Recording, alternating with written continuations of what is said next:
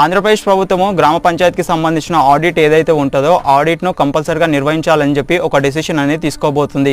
ఇక్కడ గ్రామ పంచాయతీకి సంబంధించిన ఆడిట్ ఏంటంటే ఏదైతే గ్రామ పంచాయతీకి ఫండ్స్ వస్తాయో స్టేట్ గవర్నమెంట్ కానీ సెంట్రల్ గవర్నమెంట్ కానీ ఇంకా వేరే విధంగా ఏవైతే ఫండ్స్ వచ్చాయో ఈ వచ్చిన ఫండ్స్ని ఏ విధంగా ఖర్చు పెడుతున్నారు, వ్యయం అనేది ఎంత జరిగిందని చెప్పి ఒక దగ్గర రూపొందించడమే ఇక్కడ గ్రామ పంచాయతీకి సంబంధించిన ఆడిట్ అని అంటారు.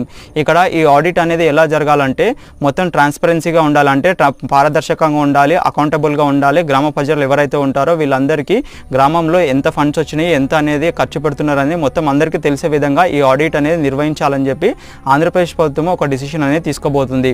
ఎప్పుడైతే ఈ ఆడిట్ నిర్వహిస్తారో ఈ ఆడిట్ నిర్వహించినప్పుడు ఈ ఆడిట్ను ఓన్లీ గ్రామ పంచాయతీలో నిర్వహించాలి, లేదంటే మండల పరిషత్ అంటే మండల ఆఫీస్ ఉంటుంది కదా, ఈ రెండు ప్లేస్లలో మాత్రమే ఈ ఆడిట్ అనేది నిర్వహించాలి. బయట ఎక్కడ కానీ హోటల్స్లో కానీ లేకుంటే ఆఫీసెస్లో ఇంట్లో కానీ ఈ ఆడిట్ అనేది నిర్వహించకూడదని చెప్పి ఇలాంటి డిసిషన్ అనేది ఒకటి ఆంధ్రప్రదేశ్ ప్రభుత్వం